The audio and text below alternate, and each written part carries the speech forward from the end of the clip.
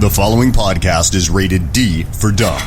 You're listening to Dumbing It Down with Dave, the fastest podcast on earth. Listen to Dave commute to and from work on the New York State Thruway in his 2008 Kia Rio LX. He talks about pragmatism, truth, happiness, and the search for it all. Join Dave as he asks and tells you how life ought to be. And now, here's Dave. Hello, everybody. Dave Canyon here on the New York State Thruway, ready to dumb it down. Are you ready to dumb it down? Okay, that's fantastic. It's good to hear you up and about, ready to go. I am traveling at a speed of 60 miles an hour northbound during my commute to and from work. Today it's 2. Maybe Saturday on the way home it'll be from. So that'll be the 2 episodes this week. I do 2 episodes a week because I air them every week on Mondays at 11 a.m. on milehighradio.com, milehighradio.com. So if you missed these episodes on Spreaker, I don't know how you would because they're on demand. You could also, if you're sitting in front of a computer, you can listen to me on Mile High Radio. Hey, and thanks to Alex Exum at the top of the show for that voice that he does introducing the show, alexexum.com. And later on in the show, I may or may not have some AI sounds, and that will be thankful to I'll be thankful to Linda Irwin from Awesome Insanity Surfers for her providing of all of that. And by the way, one of the reasons why I do all of this at the top of the show, I know for some of you it's annoying, like, oh, Dave spends 10 minutes doing this. You know, I always try to have a little bit of an icebreaker. It's kind of like you were in the car with me. If you're riding, what do they call that? Not slingshot, buckshot or shotgun, right? If you're riding shotgun with me, or you're in the back seat, whatever, you're carpooling with me, this is how we would go. We would have, hey, how you doing? Hey, how you doing? Hey, how you doing? And, whoever you are, you're sitting in my car, and then we just start talking. And, hey, what's the deal with this? I said, I don't know. Here's the answer to that question. And we just slowly, it would take a couple minutes before you know it. You know how conversations go. It takes a couple minutes before you're deep into it. So I like to break the ice a little bit with a little bit of this, a little bit of that. So that's why I thank the people who I thank at the top of the show, because I want to get it out of the way. That's one. I don't want to forget. That's one. So it's not really get it out of the way. I just don't want to forget. Also, you're paying attention at the top of the show. At the end of the show, where a lot of people throw their thanks at the end of the show, and sometimes they pre-record the whole entire ending. You're tuned out already. You're gone. You've already hit the pause button or the stop button. You're already on another show because there's nothing substantial.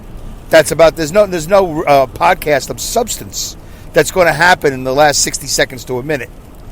So that's why I do it. There's a lot of reasons why I do it, but that's several of them. That might be even all of them. I don't even know why I do all these things at the beginning of the show.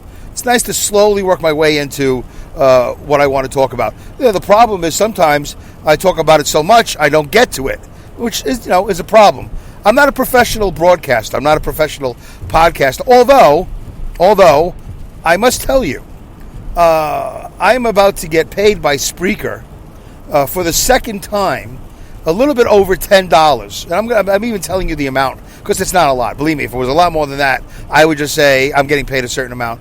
And I don't even know why it would make a difference if I was getting paid $10 or getting paid $300. I think there's a certain amount of money where it's really none of anybody's business. Or maybe all of this is nobody's business. But I'm just going to share it with you so you understand a little bit of the struggle of a podcaster. And when I say struggle, whatever. The struggle to monetize a podcast. That's what most podcasters do. They struggle to monetize it. Monetizing is not at all any of my priorities. I mean, not any of mine. It's not at the top of the list of priorities for my show. The priorities for my show is discovery, for you guys to spread the word. I love the fact that you're engaging in the comment boxes in the Spreaker chat. I really, really enjoy that a lot. I hope you do too, because it gives me a chance to do a show like a bonus episode to respond to all that, and also it gives me an idea of what you're thinking. What are you thinking to what I'm thinking?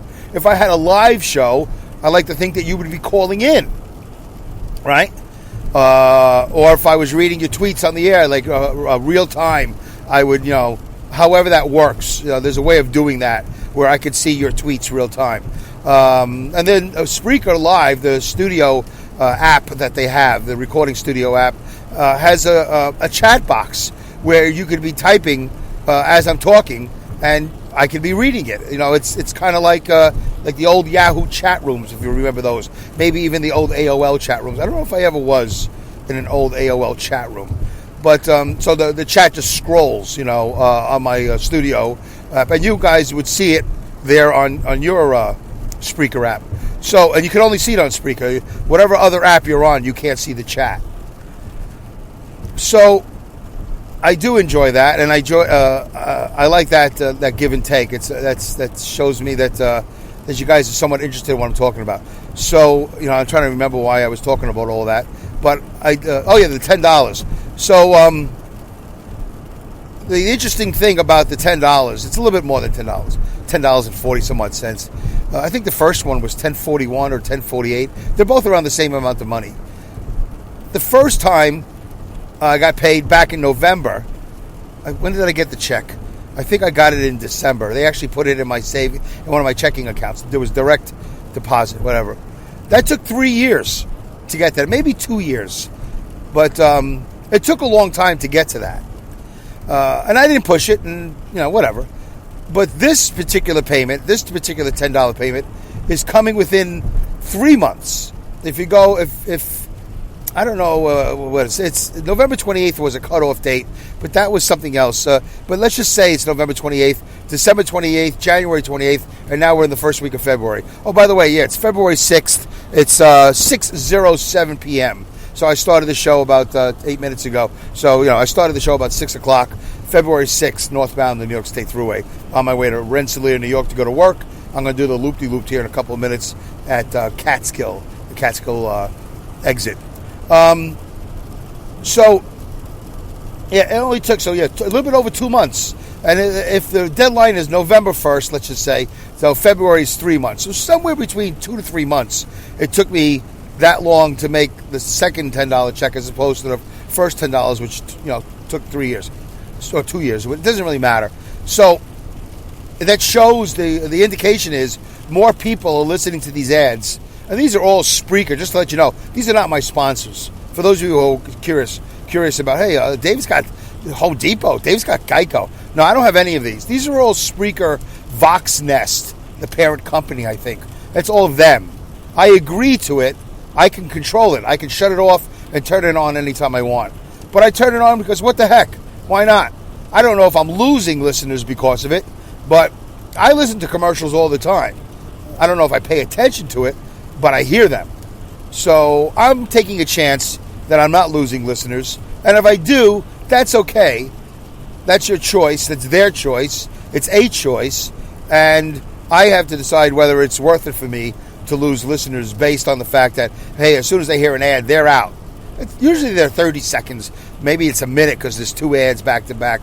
I don't really know how it's working. And I know there's been Spanish ads in the last show. And from what I'm hearing from Lynn at Mile High Radio, there's German ads playing on when they play it on Mile High Radio. So I'm waiting for all this to come to fruition. What's going to happen with these ads. And as far as I know, I'm going to keep on going. It's nice to just get a little $10 check. It doesn't really make any difference in my life one way or the other. It's just nice to, look at that. I get a little something. And there's a value to the show. And right now the value is $10. And I have something I might read if I can see it on my phone. I might read to you. That might be what today's show is about. I actually have it memorized in my head, but I feel better if I read it.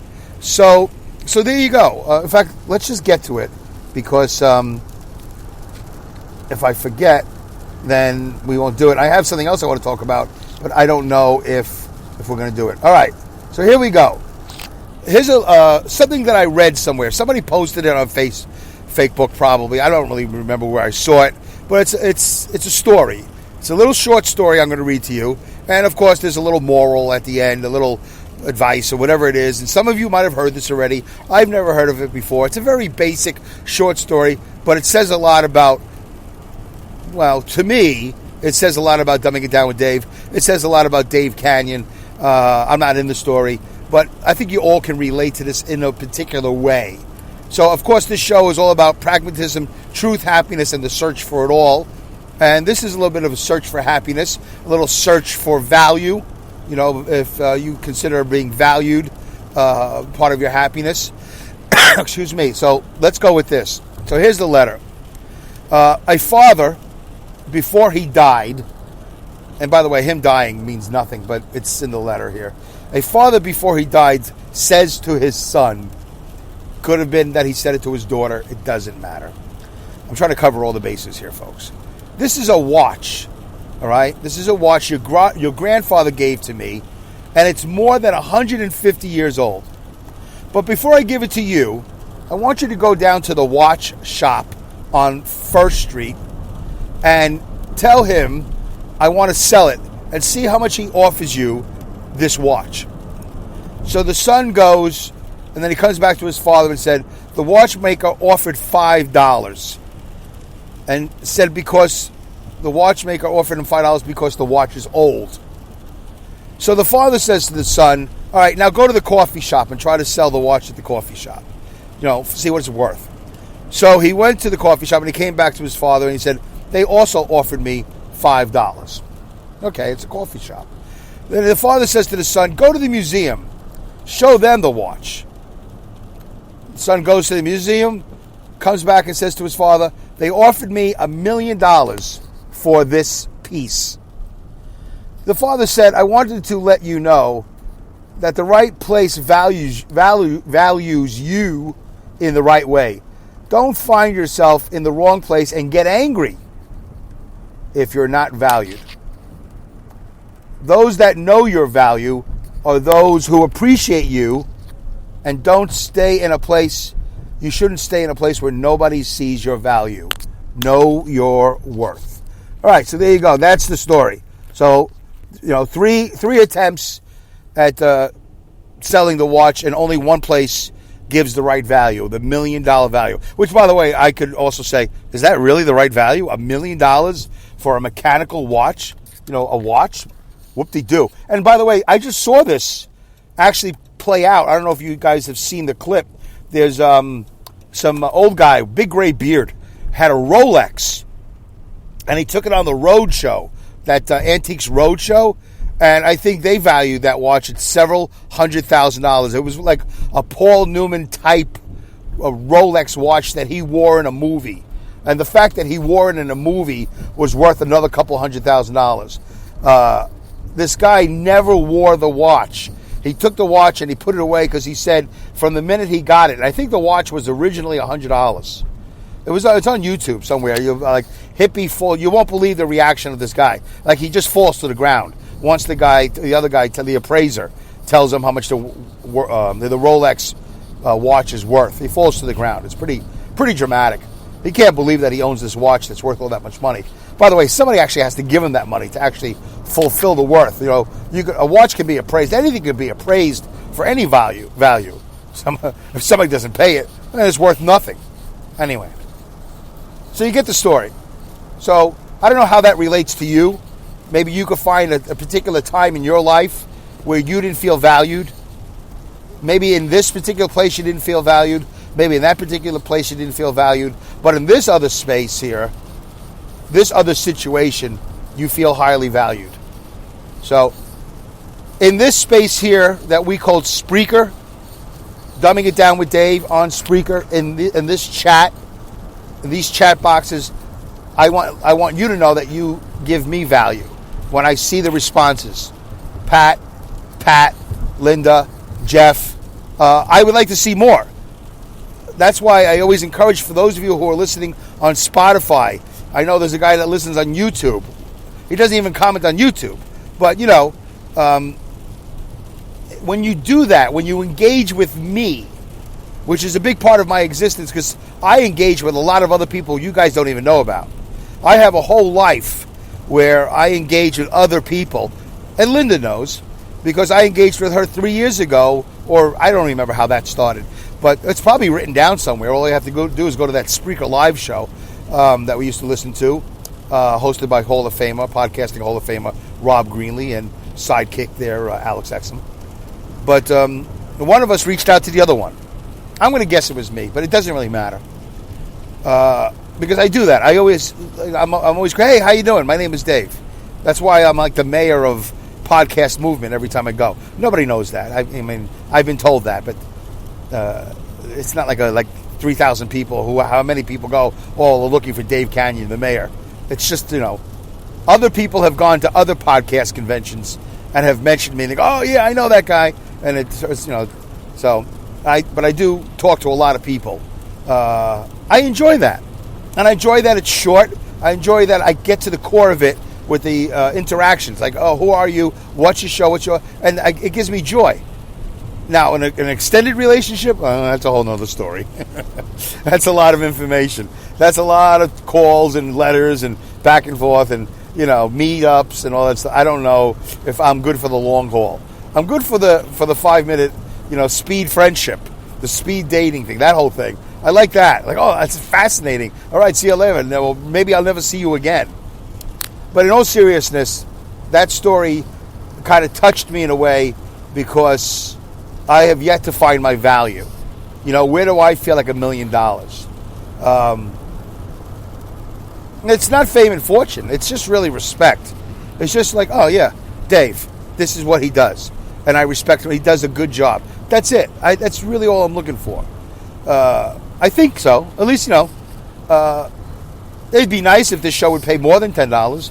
Could I make $100, in 2 months? But that's definitely part of the goal is to now see how much quicker I'm not going to focus in on this. But, can I get this show to pay me $10 even sooner than 3 months? Can I get it to pay me more than $10? Or, how else can I monetize this show?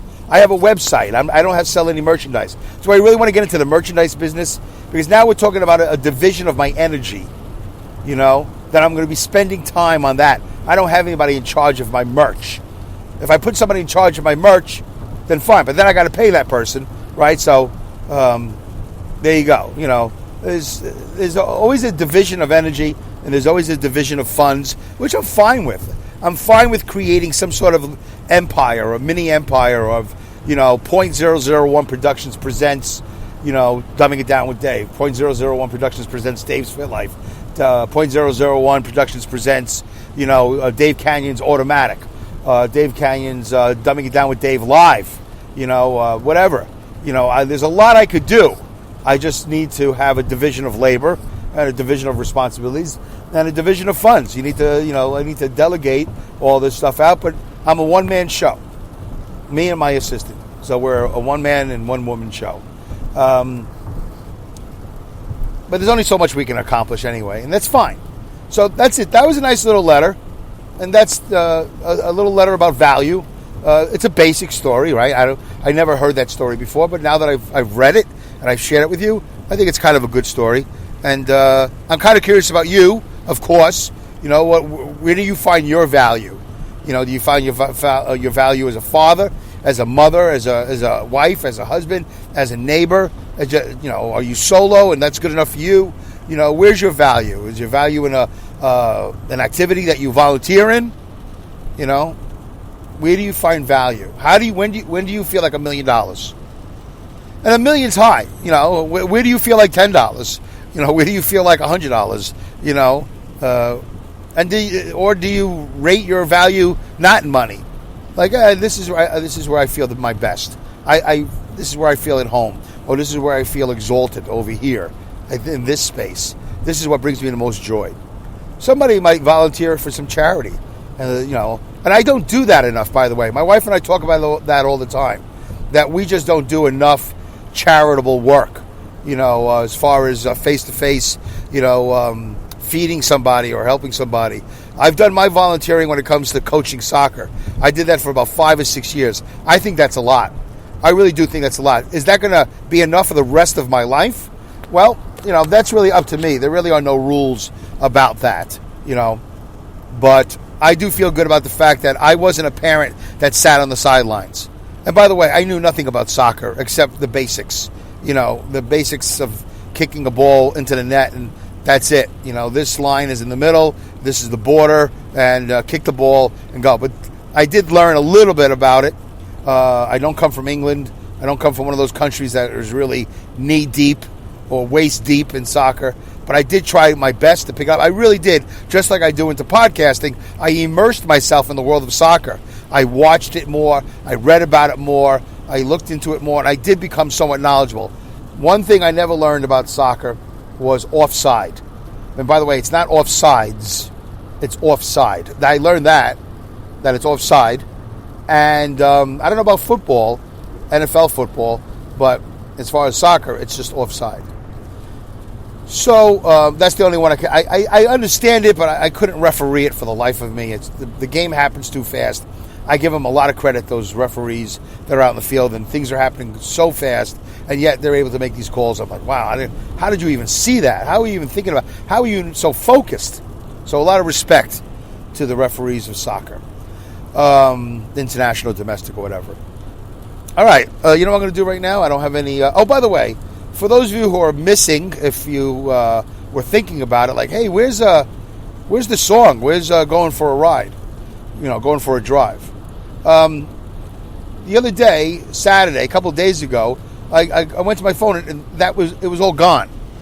I mean, I have it somewhere on my phone, but in the app itself, the studio app, the Spreaker studio app, it's gone. My phone ate my song. It's gone. It was written here in one of the buttons but I hit the button and nothing happened. So I don't know what happened to my phone, but whatever happened, I didn't play it. And yesterday was my day off, and I didn't repair it. I didn't change it. Hopefully this weekend, I don't have anything scheduled except for one NASCAR race that I'm going to watch this Sunday. So maybe this Sunday I'll get to it, and I'll redo the intro and all that. And you'll get back your Hal and Philly Going for a Drive, he also does a show called Tales of the Road Warriors, and another show, It's Easy When You Know How. I'm pretty sure I'm all caught up on both. And also Awesome Insanity Surfers I'm caught up on also. These are all good shows. Interesting, good shows created by independent podcasters. Myself, Hal and Philly, and Linda Irwin, and also Alex Exum. 4 independent podcasters. And I sort of said to myself, let me just take a drink break first before I do this. I don't have the recording for it at this time, but here we go. Little drink break.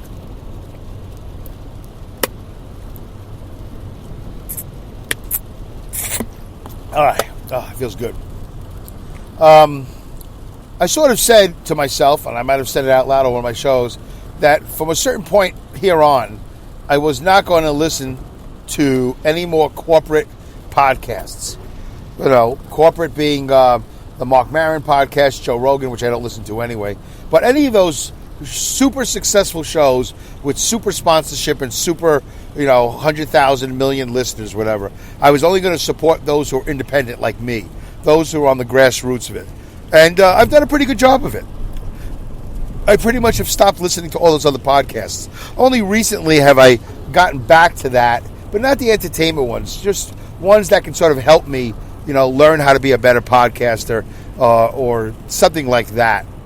But there are some very good ones out there, and I hope that I'm not the only podcast you listen to, because believe me, there's a million podcasts out there. Well, there's almost 1 million. I think there's about 800,000. It could be at 1 million now. I'm going to find out this August. But probably most likely at this point, there's 1 million podcasts out there. And I would say probably somewhere between 100,000 to 800,000 of them are way better than mine. There's some really good ones out there. The WNYC ones, Freakonomics is a good one. And I can't remember now. Radio something. There's a lot of good ones. That Heavyweight one I told you about. Heavyweight's a good one. There's a lot of great ones. They tell great stories, great production, just really great beginning, middle, and end. And I encourage you to check out the world of podcasting. A lot of great storytelling, a lot of great things to learn about all over the world. So there you go. What do we got now? 24 minutes. All right, so 5 minutes to go. Let me see if I can squeeze in this other thing. Since, this show is unscripted, I don't really have anything prepared. I wasn't sure how long the value thing was going to go for. I didn't really have a lot of thoughts on that in the first place, but I wanted to do that anyway. All right, so real quickly, let me see if I can squeeze this in. Let's just go back. And this is a story I wanted to do a couple of weeks ago when this all happened, but I wanted to prepare it, but I never sat down and prepared it, so now I'm going to wing it like I've wung all, what is this, episode 196? Jeez. So, the Kobe Bryant situation with him passing away, crashing in a helicopter. I just want to speak to this a little bit. because I recently heard a podcast where the host was railing against Kobe Bryant. You know, like, why are we so gaga over Kobe Bryant? You know, this whole thing.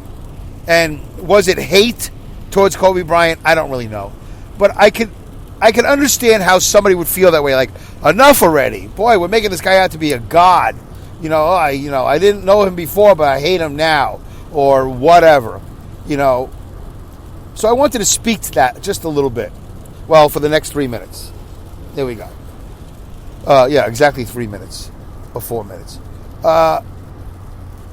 When Kobe Bryant died, he died tragically with his daughter, and I think 7 other people. I think it was 9 altogether, 8 or 9 people. They're all human beings, obviously, and a couple of them were fathers. There might have been a mother in there or something, and there were children in there. Flying in a helicopter is largely unnecessary, but it was affordable to Kobe. I'm sure it was his money. It was his flight, and he shared it with these other people, which, by the way, millionaires do this all the time. They do this all the time. And there's nothing wrong with that. It's like, it's for them, it's like carpooling. It's, helicopter pooling. And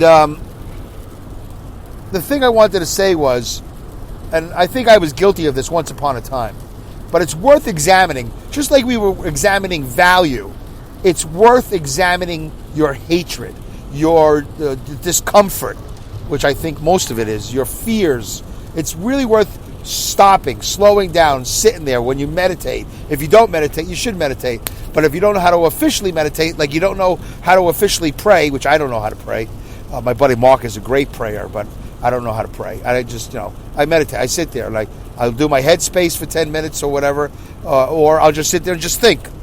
And think about, why do you feel the way you do? What is really your motivator for feeling the way you do? If you're like really hating on Kobe Bryant, for him being made into a deity, because he's so phenomenal. Understand this. This is one of the things that came to my mind.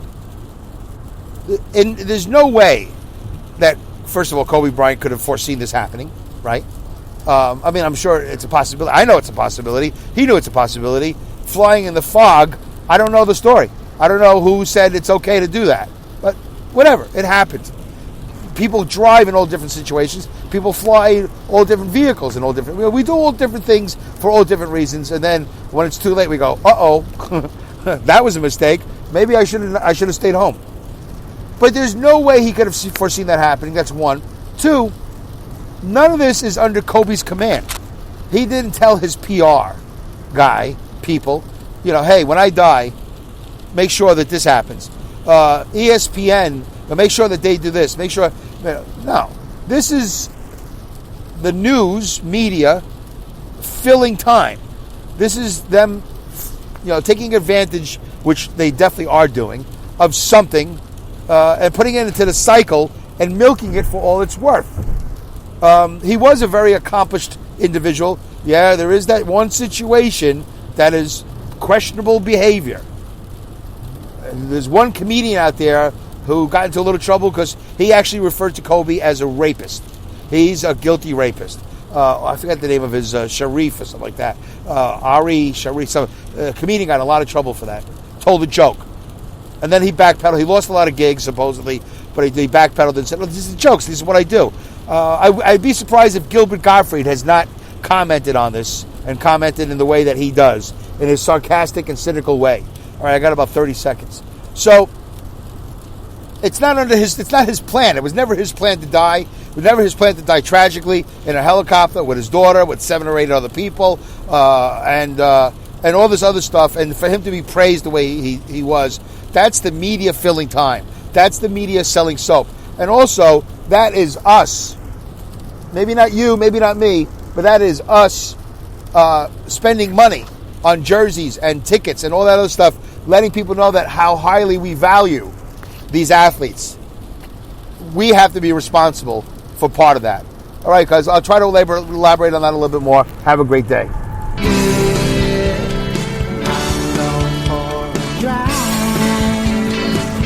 Thank you for listening to this episode of Dumbing It Down with Dave. Goodbye, good day, good night, good luck, good riddance, Godspeed, good racks, and great skills. Take care.